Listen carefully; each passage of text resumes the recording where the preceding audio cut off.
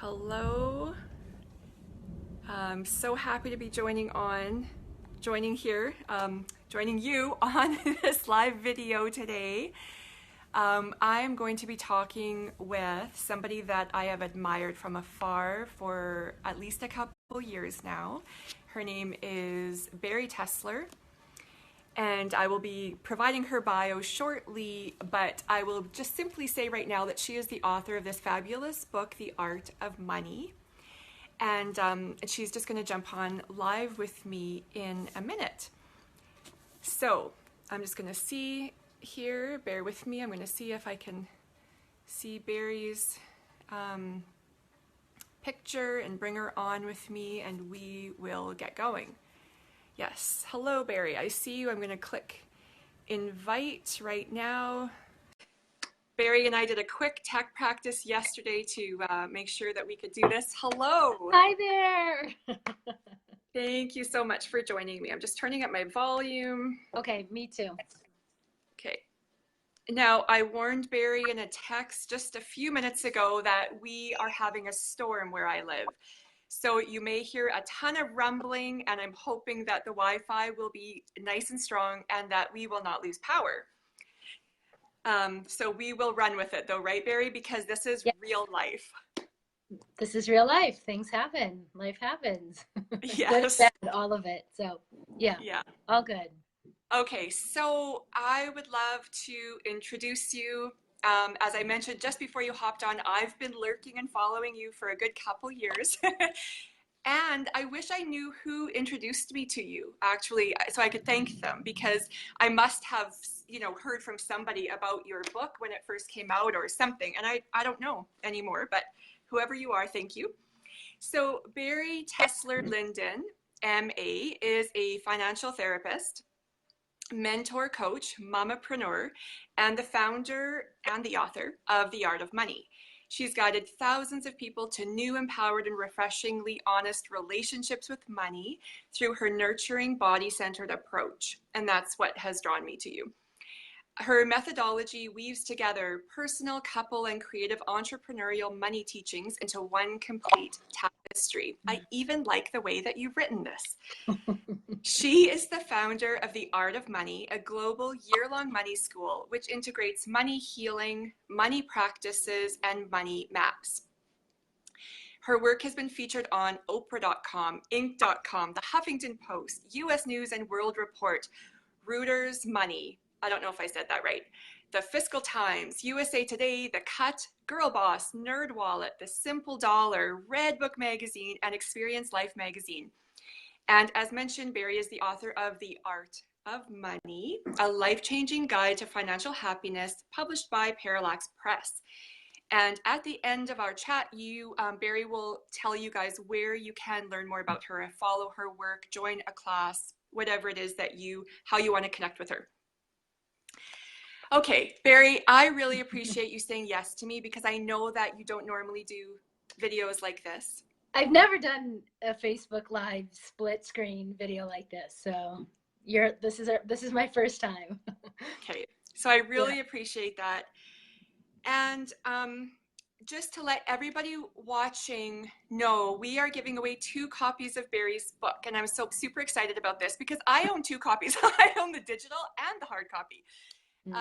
So we're giving you, I think, a hard copy. I'm assuming they're hard copies to 2 people. One person in the States. Bari is, she's American, and I'm Canadian. So I really wanted to make sure to get a copy out to one of my fellow Canadians. And I really apologize to my friends and followers around the world beyond North America. Shipping gets really costly when we send it overseas. But stay tuned for how you can win a copy of Bari's book. I will be looking at my notes a teeny bit as we go, because I want to try to stay on task with the topics we've agreed upon. Okay. And I like to talk, so make sure at any time you butt in if I am talking too much. I can talk as well, so we'll be great. We'll just we'll jump in when it feels right. And okay. Yeah. Okay. Oops. All right. So you write about so many themes that I explore in my work, Barry, and it's so much fun for me because when I think a lot of people think about money or finances, they put a wall up, they freeze, and they have no idea that this is actually soul work.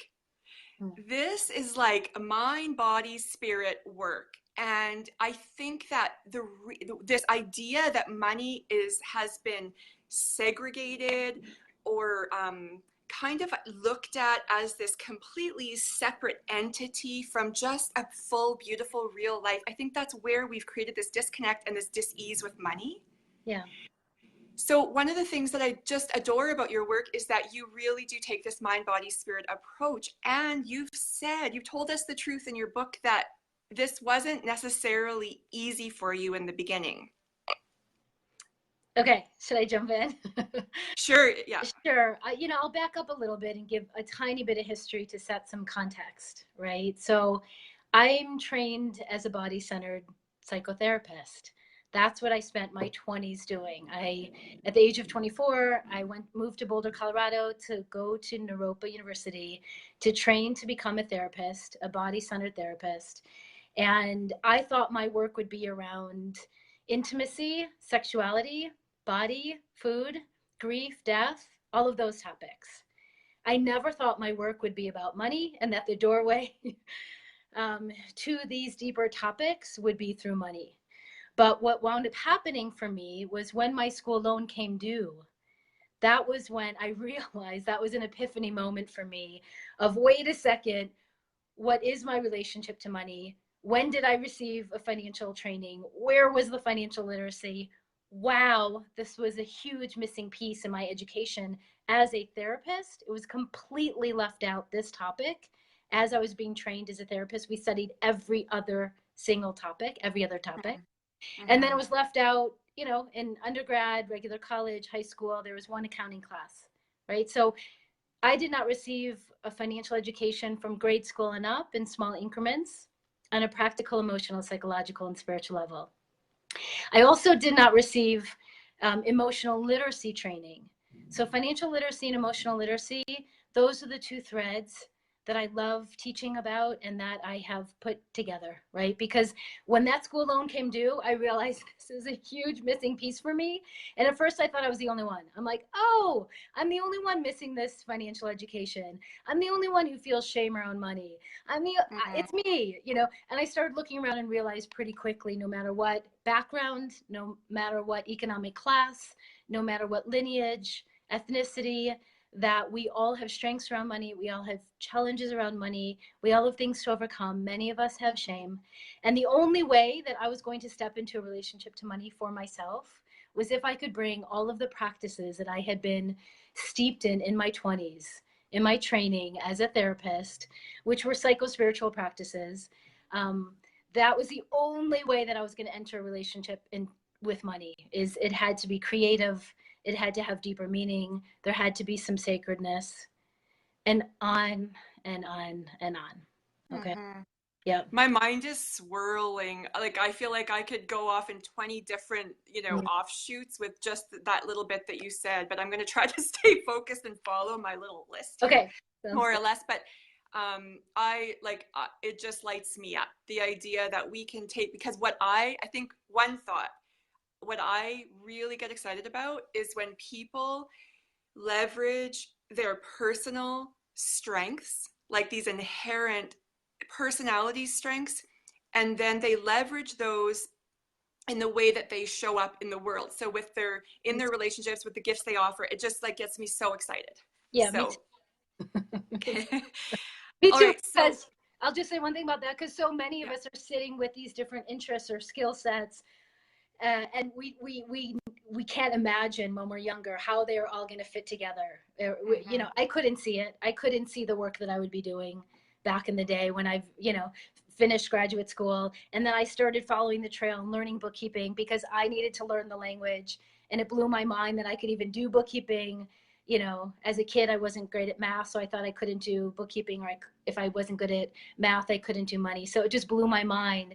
And I just started following the trail and putting all these pieces together. So Yeah, yes, and I love beautiful. supporting other people to do that as well. Yes. Mm-hmm. And whether you're, 65 launching a new career, or you're 18, or your daughter's 18 trying to figure out where she's going in the world, I love this because there's so much peace in this to just follow that next thread and Yeah. see where it takes you. And like you can't see the full path yet, but you can step out in faith and trust that it's all information. You're going to find your path. And anyway, okay. Okay. So I really believe that self-awareness begets self-compassion. And these are two threads in my work because they've been important threads in my life. I've needed Yeah. them. So a question for you. Yeah. Why do you think it's crucial to not just see our relationship to money as a set of like rules or systems, but go deeper and explore a money story and all the murky stuff that lies beneath? Because again, a lot of like for 20 years, I've been diving into financial books written from a multitude of perspectives, and I just love them all. I just actually really like money talk and stuff, but your work is different. So why do we need to see through a different lens? Well, similar to you, I back in the day, I went and researched all the other money books. I wasn't excited about them the way you are, but I went to research them. And there are so many traditional books written by men, and they're telling us it's more of a tough love approach. This is how you do it. This is how you save. This is how you take care of your debt. And this is how you invest. It was all of that. And I kept feeling and thinking there's so much more going on around money. And for many of us, yes, as I was saying earlier, we did not receive a financial education. So the language of money, learning a bookkeeping system, learning how to have a relationship with your numbers and cash flow, and learning the patterns that are so important, and then planning. And that's why I have 3 phases in my methodology that I teach in a year-long program that I used to teach in tiny groups of 10 people over a 6-week period or weekend workshop. I can't believe that I used to teach that way, meaning the short time periods. Because this is something, it's a lifelong journey. We need to do it in baby steps. And for me, there are 3 essential phases. And the first phase is money healing. And you're saying awareness begets compassion. And for me, it's awareness leads to deeper understanding, leads to change. And so when I started on this money journey, yes, as I was saying, I love the practical parts because for me, they were so scary. I thought they were scary and they were boring, Mm-hmm. to be honest. And I'm too creative, and this is not creative or fun for me. But so when with a good handholder, a good teacher, a good bookkeeping trainer sat me down and taught me how to use QuickBooks, it took me many, many, many months. And I always say I needed a box of tissue to have moments to check in with my feelings and my body and cry, and also chocolate, right? So there's so many And practical things that, yeah. I love that. And I recommend like you guys check out her book because like we're not going to be able to hit on everything, but she talks about like having these money dates. I don't remember if that's exactly what they're called, but with the Yeah. chocolate or the glass of wine, whatever is necessary. And I just loved it. So Yeah, I you, say, it's not for everyone, but some people light your candles, get out your essential oils. My husband always teases me that's not his thing. He needs to approach it more of a meditation. That's how he needs to sit down and do bookkeeping. But when we do have money dates, he's like, "Honey, light the candles or get out the oils now." He's embraced this. So there's so many practical things that we do need to learn, and there are 2 phases out of 3 where I'm teaching all of the practical parts of a tracking system, bookkeeping system, learning your numbers, and planning and budgeting. And we can talk about that.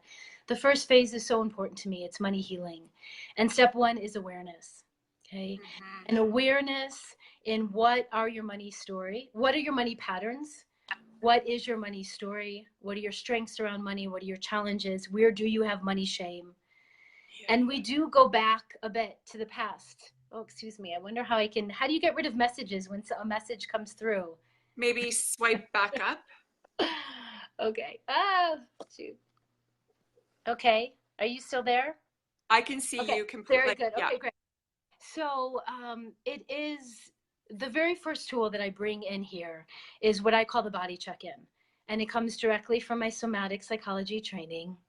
And when I was setting up my business, when I was setting up my methodology, I knew that I had to bring the body into it because so many of us get stuck in our heads. And our Right. minds and our brain are brilliant, and there's a lot of good stuff there. But I want to get people down into the body and understanding what are these set of emotions that come up around money. And it could be anything from we have a lot of anxiety and fear in this area, or we have a lot of anger that we have to even deal with this part of life, or we feel Mm-hmm. really sad that we have to deal with this part of life. We just want someone else to take care of us in this way, or take Mm-hmm. care of certain needs, or we just check out and we kind of leave our bodies, or we stick our head in the sand, or we get really sleepy.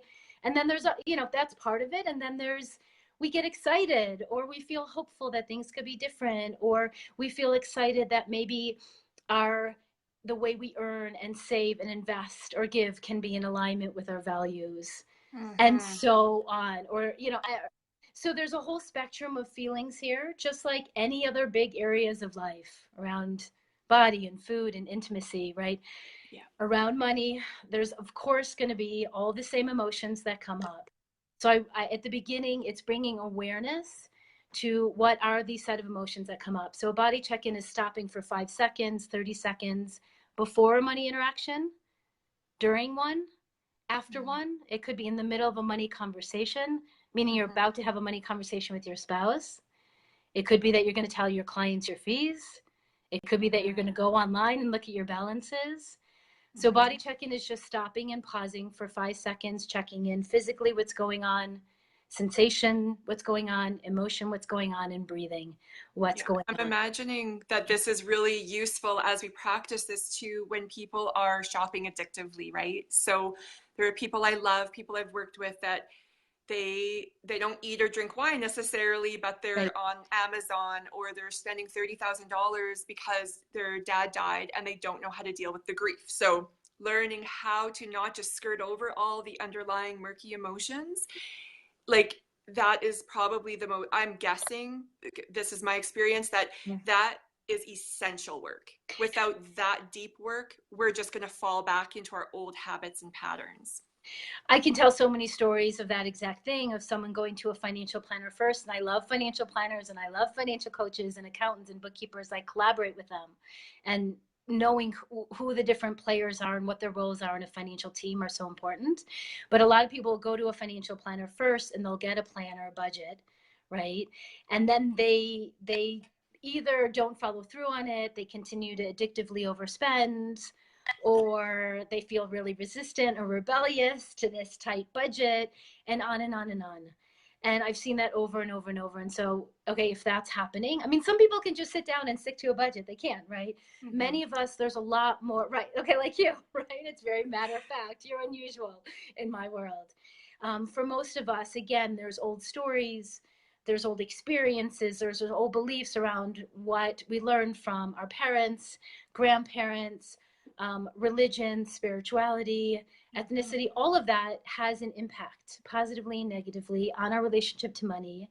And there are things in that that we need to learn and understand and overcome. Again, all of us. So some of us can't stick to a budget, or even can't learn a tracking tool, or can't learn a bookkeeping system, or their eyes glaze over. They can't even learn the language of money until they do some level of awareness work, which again leads to understanding and leads to change. And so the body check-in, when people say, like, what's the one tool that you would recommend first? And I say, number one, the body check-in. Number two is find a bookkeeping system. There's no one that's perfect, and do that second. But also, when people finish my course, they'll say the most life-changing tool was the body check-in. It's not something you do once and you're done with, because most of us do once the first time and we realize, oh my God, I feel so anxious, or I feel so scared, or I'm going into fight, flight, or freeze, or freaking out. I don't like these body check-ins. I'm going to stop Mm-hmm. doing them. Instead of, it's a Mm-hmm. practice, it's an ongoing practice. There's so many daily money interactions. Again, if you can remember body check-in before you're going to have a money conversation, or even during it, in the heat of the Mm-hmm. moment, or after, you may not be able to calm yourself down at first, but if you practice this over and over and over, it's about gaining awareness and data around your particular money story. What set of emotions come up? What are you remembering? All of that. Eventually, you will learn how to calm yourself down. They won't be able to stop the emotions. I still have emotions, and sometimes they're Mm-hmm. big, but I can quickly learn how to connect with them, work with them, and then eventually calm myself down. So yes, Essential. So we're going to keep going on Keep along going. this train and chat a little bit more specifically about personality. Okay. So I mentioned like, yeah, I'm a budget geek. Since I was a little girl, I would add columns of figures and just for fun. One of my daughters at 4 years old, she was begging for math workbooks and she's now studying math and stats. Like Okay. my dad was a budgeter and I come by it naturally. However, Yeah. my money story, and I see this in two of my children, we don't want to spend. Okay. We have fear around this. So we can stick to a budget. Mm. Um, we can do a lot of things by, following rules and systems, Right. but I have found greater freedom when I've learned how to loosen my grip and I've learned to investigate, well, why am I holding so tightly? What is the story I've been believing? Am I a bad person for going to Europe with my family Mm. instead of using that money in service to others or for a practical reason that I would, so Okay. like even though I am not afraid of budgets and I'm not afraid of talking about money, I've had my own stuff to work through, right? We all So do. We all do. Yeah. yeah. Okay. So I would love to know if you have found that personality type affects money relationships. So I help people kind of part of my work around self-awareness is actually helping people identify their personality type or how they show up in the world, their triggers, their fears, Okay. their motivations, and so forth. But have you explored this or what have you uncovered around personality and money relationship? So I love this question. I saw it. I okayed some of the questions, um, and you said I haven't heard you talk about personality and money. Is this Mm-hmm. something you even think about, or have you come across this? And I have. So the system that I love to use is the Enneagram. Are you familiar? Oh, Okay. So yes, it's my favorite. okay. So I don't know Myers-Briggs. Many people are into that, but the Enneagram, I was introduced to the Enneagram in my 20s, so 25 years ago, right? And when we begin the year-long Art of Money program, there are two tools that I Mary, introduce I just love you people more now. to. You didn't even know this. Okay. So number one is the body check-in, as we talked about. Number two is the Enneagram. So I'm not an expert in the Enneagram.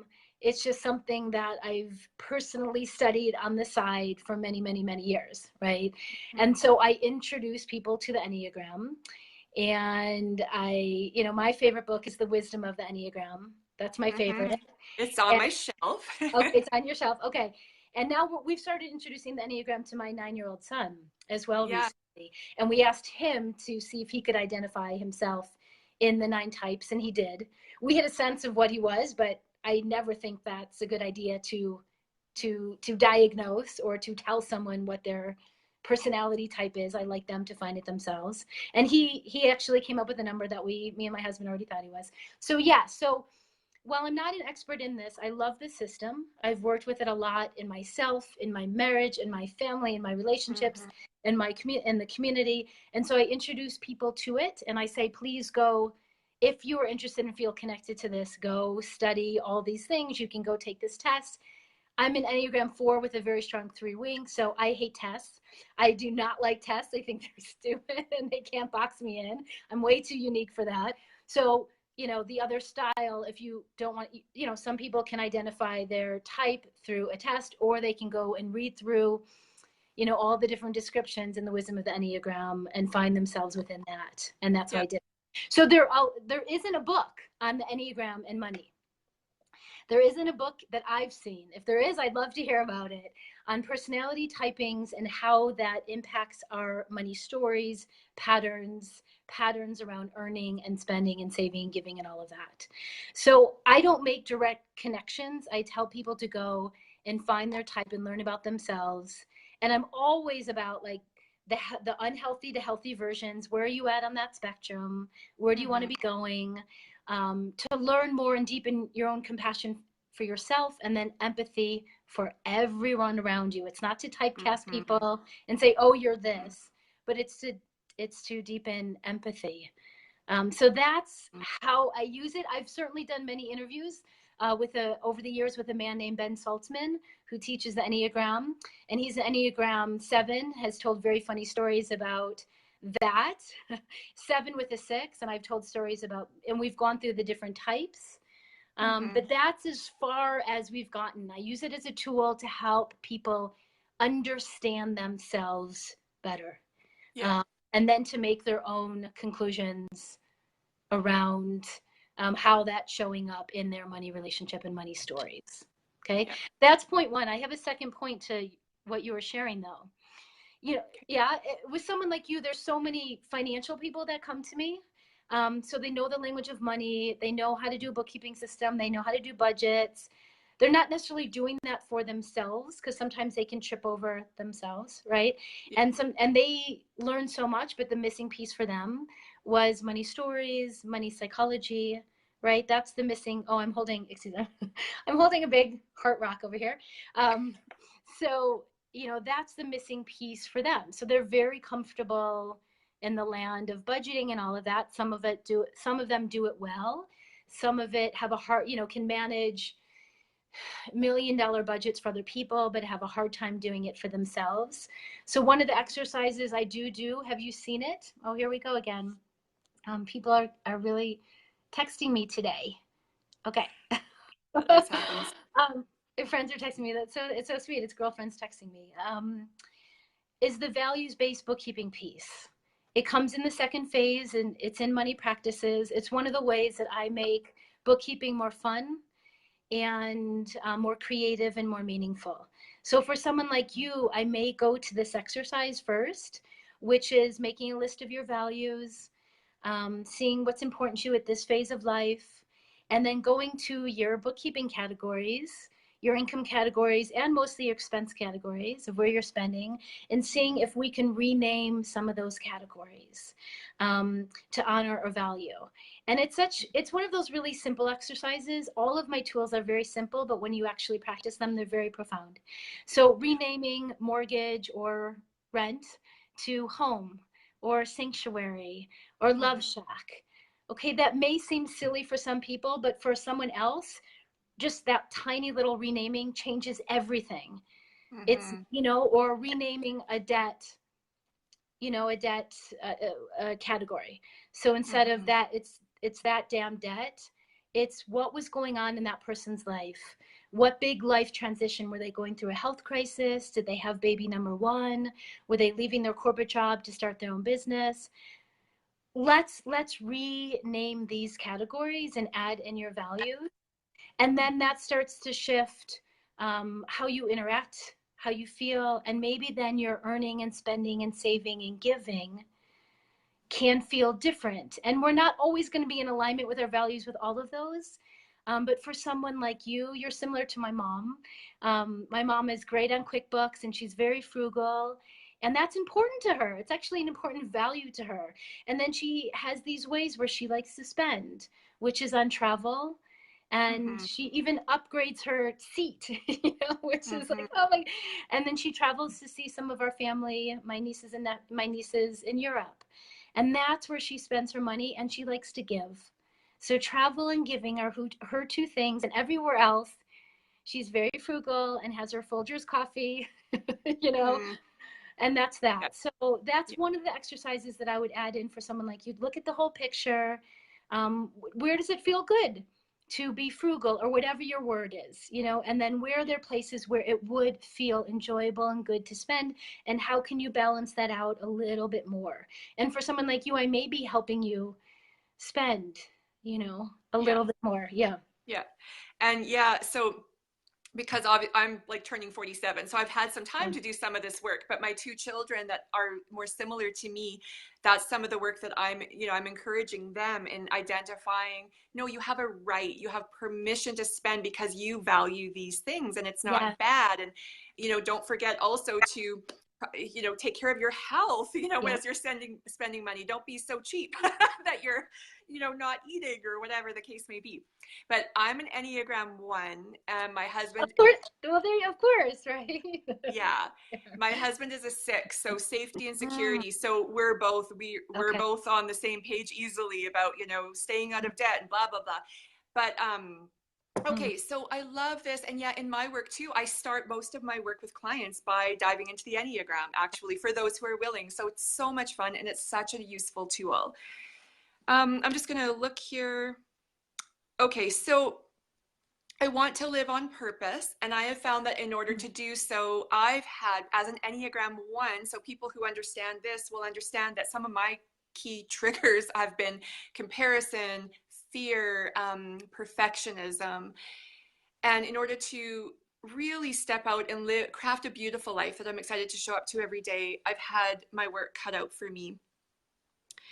So I guess I already mentioned this a little bit, but so some of my work has not been about learning to save money or to follow a spending plan, but instead it's been giving myself permission to have fun, um, Yeah. trusting the universe or God, or even our own ability to earn, like all of it combined. That when I have my emergency fund, and I know you challenge some people to change the name, it doesn't bother me. I'm actually not bothered by that term at all. Yeah. But when I have to dip into that savings, I don't like it at all. And I have to remind myself, but Krista, that's why it's there. Like you Right. did work, you're going to be okay. So I think we all have noise in our lives. And I wonder if you have any tips or thoughts on generally how can we learn to quiet all of the noise so that we can learn to listen in to what it is that we need, not what our neighbors are doing or buying, and not what even the experts are saying, but how do we listen in? Okay, number one, can you still see me? Because you are frozen. And so I just Okay, wanna, okay, I can see you fine. Yeah. okay. And you're moving? You can see yourself moving because I can't see you moving. Okay. Yeah, I'm showing up fine for myself and you are too. So Okay. hopefully it'll correct itself. Okay. So I heard all of that, but it was hard to take in because you weren't moving. So here's a few thoughts. Um, number one of the things I'm always teaching is that in a long life, if we have the honor of having one, that there's going to be ebbs and flows. Mm-hmm. Right? It's obvious, right? But we forget to incorporate some of these lifelong lessons and realities into our relationship with money as well. And so that's something that I'm always reminding people of. There's going to be, in a long life, there's going to be ebbs and flows. Some years we're going to be earning more and saving more and giving more. And hopefully we have many years like that, but that's not every year. That's just not from what I've seen. There are going to be transition years where we're just trying to live within our means, or where we're, barely like above water. Life Mm-hmm. happens. I already mentioned some of them, from a health crisis to even when we had our first child. Um, I thought my business was going to continue on as usual with my business partner and team. And we had a really challenging moment in our labor, and where I needed a long recovery, and everything needed to change after that. So that's all real. So usually in those moments, I say, hey, you're in a transition, and we're all different. Sometimes we have years without, we're earning and saving and giving more. We're in growth years. Other times we're in transition and simplifying years. So I think just simply bringing awareness to it, that Mm-hmm. we are in the middle of a transition. I and also all the tools, the body check-in. So I just gave a keynote on how to work with a big money riddle. And I've been calling those big money riddles money koans. So koan, Koan, comes from the Zen Buddhist tradition, and it is a paradox to be meditated upon, whereas the Zen practitioner sits in a riddle, a koan, long enough, whereas they eventually um, step into a moment of sudden financial enlightenment. Okay, I'm adding in financial. It's just sitting in a question, a riddle long enough, and eventually finding an answer, a new solution, a new possibility. Okay. Um, and within that, usually when we step into one of those money koans, money riddles, or transition, our first response is freak out, fight, flight, freeze. Mm-hmm. Okay. So, number one, just to even name it, acknowledge it, admit it, catch it. I'm in a transition, or, oh, I'm having to dip into my savings. because life happens, and that savings, as you call it, emergency, it's whatever names feel good to us. I don't like the word emergency because I don't want to have emergencies, but life happens. I like to call it cash flow, um, or give it more specific names for travel or community contribution, right? So in these moments, first just naming it, and it's as though we're putting it to the side. We're putting the situation, the scary fight, flight, freeze, freak out moment to the side. And just that, we step into observer mode, we step into more witness mode. We're not consumed by it, we're not overwhelmed by it. We're starting to see what it is. We can put it to the side. As I always say, if you put it to the side of you, then you can offer it tea or chocolate. And then from there, you can start to work with the emotions. What's up? Am I in fight? Am I in flight? Am I in freeze? What's more of the nuance of the feelings and emotions? And then once you start working with those, then you can start moving into what are a new set of questions that I can ask myself during this time, during this challenging time. Okay. And I can say more, but so this is how I hold it. I can't see your reaction, or if you want to jump in Oh, because you're frozen. oh, drats. I didn't realize I was still frozen. Yeah. Unfortunately, I don't know what to do about that. It might be a Wi-Fi thing, and hopefully people are hearing the chat. I wonder, when my phone is turned, I can't see. Oh yeah, I can. Can somebody tell me if you're following, if you're hearing both sides of the conversation? Yeah. I'm just gonna watch for a second. Okay. Thanks everybody who's watching. And I'm just in the comments right now. So if you can just let me know if you're still hearing both of us. And if you've asked questions that we haven't addressed, we'll take care of that after the conversation. Hmm. Someone can hear but can't see us. Okay. Okay. I can't see you either, Krista. Okay, Oh, Jamie, but you can hear me. Okay, so I don't know.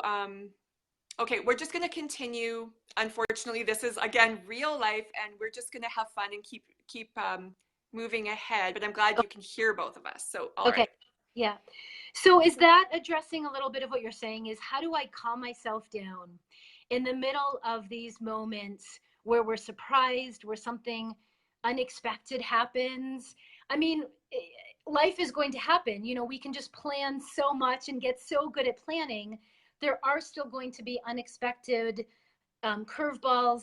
You know, if you're saving for emergencies or saving for cash flow or saving for life happens, Mm-hmm. um, we have to know that at some point we're going to have to use that, and how wonderful and what a blessing and what a gift that we've actually saved it. It doesn't Mm-hmm. mean we're not going to have emotions, that we're dipping into it. Having emotions is just identifying more of what your story is, what your history is. It may not go away completely, but you may be able to catch it quicker, identify it quicker, name it quicker, work with it quicker. No, this is one of your things.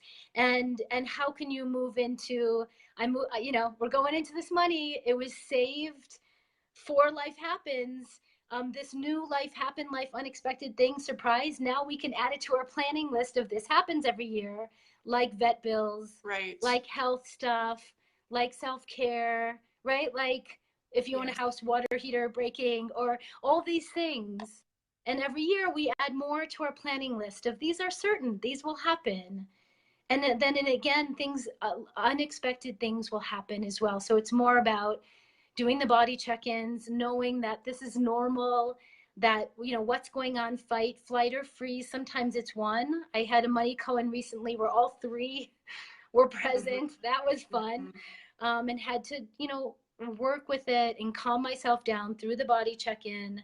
And there's lots of resources, somatic experiencing tools, somatic tools of how to practice body check-ins and what they even are, and how, or working with a somatic therapist um, over a period of time to help you learn the tools to check in and be in your Yeah. body. So I'm just gonna, I guess one of the things I want to say is you said live the questions, and there's that quote, Mm. is it Maria Rilke? I don't know if that's her name, and she said, it's a poem about I'm gonna live the questions now. It's a man, and Oh, okay. yeah, Maria Rilke. Oh my God, I'm forgetting too, but it's in my book. It's in my book Okay, that's a man. in the Money Cohen chapter. Yeah.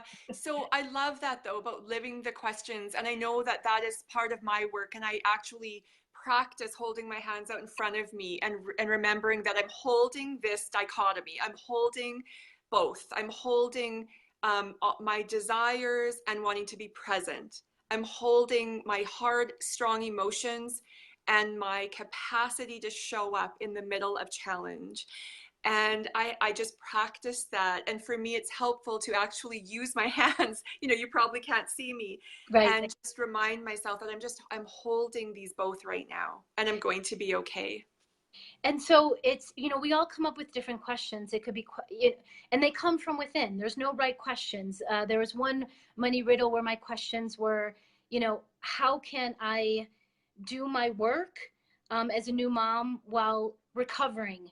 And while I can't work 50 hours anymore, how can I do it or how many hours can I realistically work? Or what do I love to do the most right now that I will bring in the most income that I could do while sleep deprived and recovering at home? And, Right, so each Money Cohen, we can come up with a new set of questions and bring these questions on your hikes, bring these questions to your right. meditation cushion, to your Yeah, friends and so on. Do you want me to read that little quote from sure. I love it. Maria Rilke? Okay. Be patient toward all that is unsolved in your heart and try to love the questions themselves, like locked rooms and like books that are written in a very foreign tongue. Do not seek the answers which cannot be given you because you would not be able to live them. And the point is to live everything. Live the Hmm. questions now. Perhaps you will gradually, without noticing it, live along some distant day into the answer. And so, the third step number one is name it, acknowledge it, admit that you're in the riddle number and to Yeah. feel all the feelings. Number two is to start asking these new questions, new creative questions, start living them. And number three is like you don't know how long it's going to take. It might be a few days, a few weeks, a few months, a few year to resolve this before you step into a new solution or new possibility. And so it's sitting in the trust and the Hmm. intention and the prayer and the perseverance, Hmm. um, and the answers will come. So, just a reminder to everybody watching, if I'm still frozen, we were having a little bit of a storm here, so it's probably a connective issue, but I'm glad that you can still hear us. We're going to actually skip ahead a few of my questions and go right into money and midlife. But I Mm. do want to just comment on one more thing that's just, it's like so deeply needed in my life. And it's this idea that, and I've forgotten the exact phrase, but it's part of what you just read, but it's like, I don't want to miss today. Right now, even if I'm sitting in discomfort, even if I don't have the answers yet, even if I don't yet know how to make enough money or whatever it is, this is my real life and I don't want to miss it. Mm. And this has been so important and powerful for me in learning to move through anxiety and depression and just some struggle in life so that I can show up with joy every day. Um, yeah, so I just love that. So wherever you are, people who are listening, whether it really is a money issue or just a loving your body issue or whatever it is, I encourage you to think about this. Can you just choose to love today, right now, in the muck? Yeah. Or at the very least, if you don't love today, just be here. Just be here and breathe. Okay, so Barry, I'm going to jump ahead because of time. Yeah. And one of the questions that I had wanted to address with you or have you address, because I really want to hear your experience, is this idea of a woman's journey through midlife. I believe that there are some really incredibly important shifts that happen at this stage of life in a woman's journey if we will accept the call. So I see it as a call to growth, and not everybody will accept the call. Um, so I wonder. I just want to hear you talk about your experience, your thoughts around what happens in a woman's life when she hits midlife, and how is that related to, or what does that manifest as in her relationship to money? And that's a big question, but so take it where you want. It's a huge question. And, whenever I'm in the middle of something, it's hard to jump out to the larger perspective to give a teaching on it. Or usually I like to make it through that phase and then I can teach about it. Um, you know, as I don't know if I've mentioned, I'm 7 months shy of my 50th birthday. Mm-hmm. I had my first child 4 months shy of my 40th.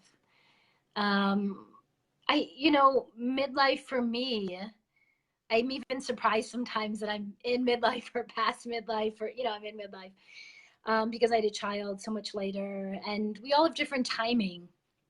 And Mm-hmm. so I've had to really trust my own timing, that it was right. And that's one of the side teachings that I'm bringing to my community and bringing to Art of Money is trust your pacing, trust Mm-hmm. your timing. We all do things in different ways, in different order.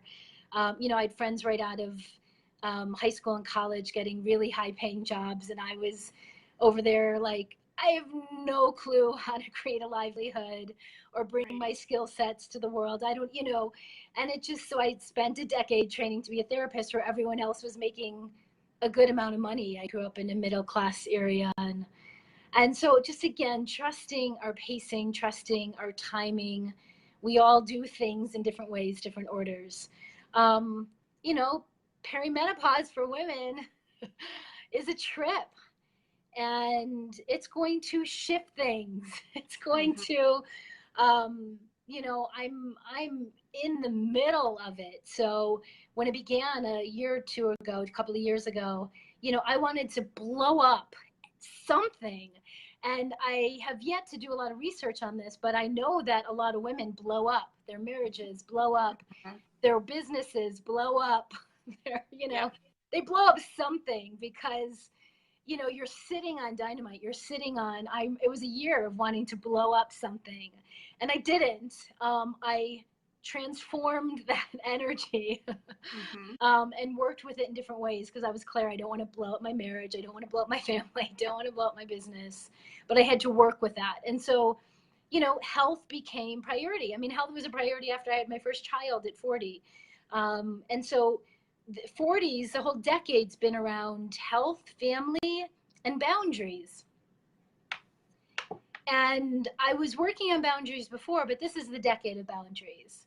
And it's the internal work, the external work around that. It's knowing what my clear yeses are, so that everything else is a no. And it's a no thank you. Right. I try to say no thank you. I'm not always elegant, but I'm much, much, much better. As I've been working and practicing on healthy boundaries for all of these years, it's so clear to me what my yeses are, and so clear, like no to tea dates and no to pick my brain sessions and no to, because I have all these other yeses, and it is family and health and my work projects and, some dining with girlfriends. And so I think, Yeah. how does that relate to money? We're all in different places, so I can't generalize in that way, but it's Mm-hmm. going to throw things up in the air.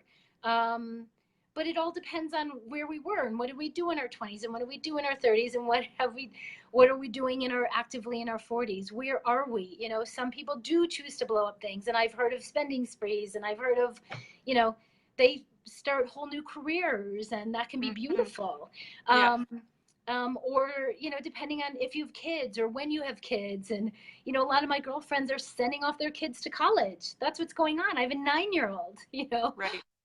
at home. So it's so different about what is perimenopause and what is midlife for each of us. But if I would generalize in any way, is that we are stepping into, boundaries are essential. um, um, Knowing really who we are and who we're not. I did that work years ago, but it's even more clear Mm-hmm. now. Right. And also not caring as much, whatever what other people think or want, or there's, Mm-hmm. you know, I'm approached with many beautiful invitations, And I have to say no, thank you 90% of the time, unless it's a podcast interview, and then I say yes 90% of the time, Yeah. or just when it feels right. So, how does this all relate to money? I mean, the Art of Money community is 25 to 75 years old. And I started doing my money work at the age of 32. But I had a bookkeeping business between 28 and 32. And 28 to 32, I had a bookkeeping business because I wasn't ready to be a therapist. I felt too young. But in those years, I was working with women much older than me. And then when I started 32, my financial therapy work, I was always working with women in midlife and older. And what I see is that, a lot of divorce happens at this time, relationships fall apart, death happens, people get inheritances, people lose a lot of money. Like there's big life Yeah. stuff is happening, Mm-hmm. and we need to navigate it. So all those things that we talked about before of women needing to earn for the very first time in their lives because their partner earned or their husband took care of things, or there's so many different stories, there's Yeah. everything. Yeah. But I did, years ago, it was middle-aged women that were coming to me to do this work. And they were saying, it's finally time. I'm ready to wake up around money. I've developed myself in so many other ways. It's now time to do this around money. And now I do have a wider range of 25 to 75 years old. And it's just in the culture now, it's time for us to be doing money work. Um, and certainly, if you haven't done your money work at middle age, you can feel some shame around that. But I have 30-year-olds who feel shame that they don't know things around money. So Yeah. shame is going to happen at any age. And I just Mm-hmm. say, if you're realizing right now in middle age that you didn't receive a financial education like all of us or many of us, or your circumstances are leading you to you have to learn this now, um, it's okay. And there's a lot of hand holding out there, and you will need to do this in baby steps. And there is lots of learning curves. On my community call the other day, a woman who said she was a therapist way before the coaching world ever came to be, and now she's turned more into the coaching world. But she was around then, so she's middle age beyond. And she was saying even learning a bookkeeping system, her bookkeeping trainer, Eva Koningsberg, who's been one of my colleagues for 15 years, said to her, there are three things we're learning. Let's see if I can remember them. One, the language of money. Two, a bookkeeping system. We've maybe never done that before, like QuickBooks. And three, tech, you know? And so Mm-hmm. we're older and maybe we didn't grow up with this, and or we're somewhat comfortable with it. And so yes, there's even more learning edges. And just please know that there's wonderful financial folks that I know, bookkeepers, bookkeeping trainers, accountants, financial coaches, financial planners, that really love the art of money methodology and are connected to it and have a great referral list. And just anyone who's in that field who's also a good teacher, who also recognizes that for many of us this is very emotional for most of us, and can be a good hand holder. Mm-hmm. That so and for some of us, we get the challenge, we get the call. It's time to learn. It's time Yeah. to learn many things around this area of life that we hadn't before. Yeah. So, I mean, for me, I find it exciting because I require a learning curve in my life to Okay. stay to thrive. I actually literally kind of slump into depression when I don't have Mm. a learning curve in my life. I've identified this. So what it compels me to always think about the gifts of the season and to think, okay, I've got some more learning to do. Like I can do this. So I That have one more question for you, but I want to tell people who have stayed on with us, thank you so much for being here. And if you would like to win or get a copy of Bari's book, first of all, you can go to probably all bookstores. I got mine from Amazon, and we're going to give away 2 copies. So to get yourself a copy of The Art of Money, and by the way, we didn't have time to talk about everything I wanted to, but get the book because she walks you through the practical and emotional steps to heal or deepen your relationship with money. You guys know that I only recommend things that I either have on my own shelf or I've benefited from myself, and this is one of the things I've loved and benefited from.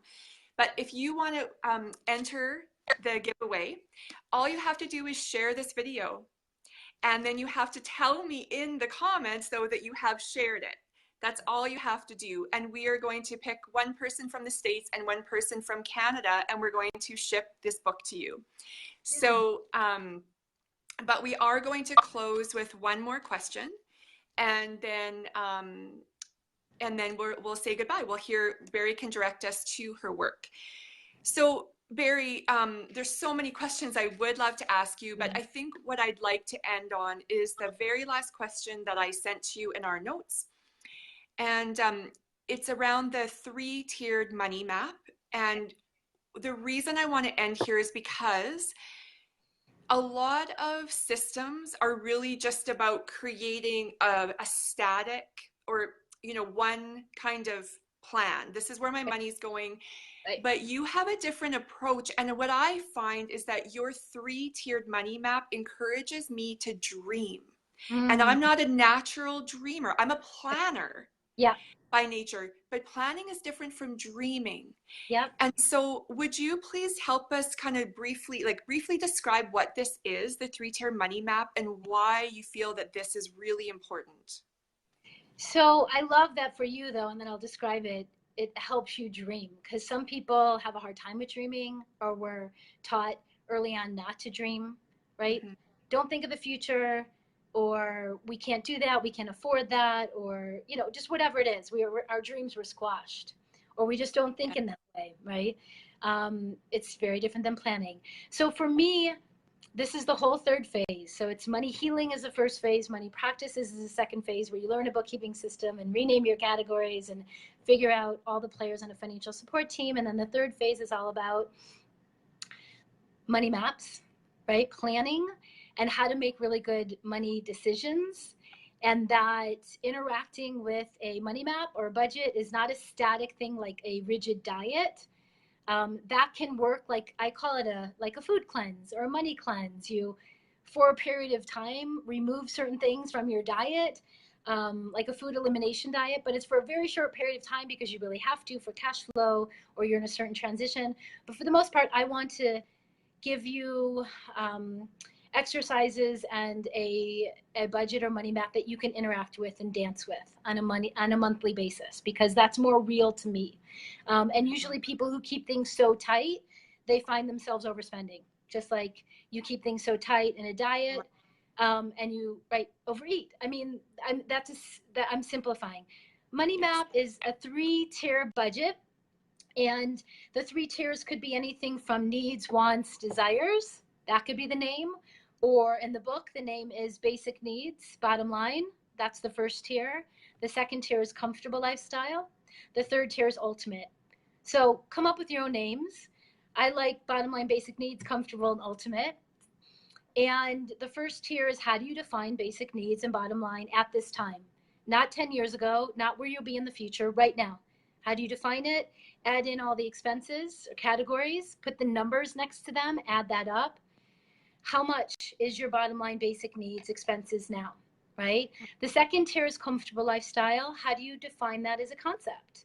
And then what would you be adding in for comfortable for you? Is that paying down your debt completely? Is that more self-care? Is that more giving? Is it a little more travel? Add that all up. What's that number? And then the third tier is ultimate. And what gets put in there? Do you own a home? Do you give more? Do you travel more? What is it? Right?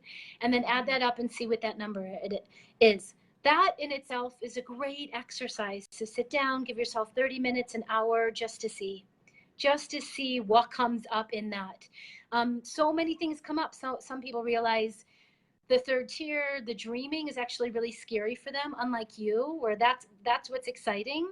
They get scared by that third tier, and they realize they need to meet their basic needs first, or then comfortable first. And once they do, then they can start dreaming. Other people need to do that third tier, and just visioning and dreaming and letting themselves go and have fun with it. That's what excites them. So this is just an exercise to see what phase of life you're in, what tier are you going for, what's realistic, what's, what's the next steps for you. And then on a monthly basis, You have to have a bookkeeping system in place, right? And that takes 3 to 6 months, even a year, to get really comfortable, to know what your numbers are. And then, either you pick one of those tiers for 6 months or a year, and then you're playing around with it. Every month you have a money date and you check in. How close am I to this? How far off? Why? How? When? What's going on? What can I learn from it? How can I deepen my awareness and compassion? And then there's other pieces around how to make a good money decision in small, medium, and large purchases, which is all dependent on knowing your numbers, knowing what tier you're going for, what phase of life, and so on. Yeah. Yeah, and it is complex, and yet when you have somebody guide you in it, it makes sense. And I love that. And so if people are listening or they listen later and they feel overwhelmed by it, start with the book. Get over to Bari's website, start listening and learning. Like Bari has been on multiple podcasts, so even just start listening in and realize that it doesn't have to be as scary as it may immediately feel or sound. And I love strategy, and I love purpose-driven steps that I can follow. And so what I love is that as I'm becoming a healthier one, right? Because we talked about the Enneagram, I'm an Ennea type 1. As I become a healthier me, I'm learning to loosen my grip, open up to joyful possibility, and enjoy the ride. And I love this idea of the 3 tiers where I can see where I am, but I don't despair because I know where I'm going. And now I have a plan of action to, incrementally move me forward. And that gets me excited. Wonderful. So once again, you guys, if you want to enter the draw for this beautiful book, not this exact one, but we'll send you a copy, share the video and come back to the comments and tell me that you've shared it. And we will draw. I will draw on probably Monday. I'm going to give you some time for us to share the video, get it out there. So I'll draw somebody Monday and I'll let you know on Facebook if you have won a copy. We'll get that sent out to you. But Bari, thank you so much for joining me. I really genuinely appreciate it and your work. And please tell us all, how can we connect with you? Sure. So thank you for my very first Facebook Live. The technology definitely was making me nervous. So thank you for being my first. Yeah, my pleasure. And everyone can find me by coming over to my website at baritessler.com, and that's BARITESSLER.com. We have a great blog with tons of articles. We have a podcast with lots of interviews where I interview other people. I'm on many, many, many podcasts. We have, if you sign up to be a part of the community, you'll get our 7-day little mini Art of Money course, and then my year-long program, The Art of Money, where I'm the guide, and I have lots of guest teachers and a wonderful crew of teaching assistants from all different financial and somatic therapy backgrounds, and on and on. You can find out a very thorough and detailed program page, like all the details and more are on there, and it's just all on my site. And then I'm on social media, on Facebook and Instagram. Those are my favorites. Okay, thank you so much. So I'm just going to end with this one thought. I read, there was a quick Facebook post this morning, and it just hit me in the gut. And it just basically, this one phrase that said, may I do all things from love and not fear. And I wish you a life of abundant love, Bari, that you would move forward and do this beautiful work in love. And I wish that all the listeners, and myself included, that we will show up even to our relationship with money from a place of love and not fear. And I mean, I don't know, that just jumped out at me today. So love is good. You. Adding in doses of love to our relationship to money and compassion is good. Thank you. All right, Bari, thanks so much. Bye. Bye, everyone.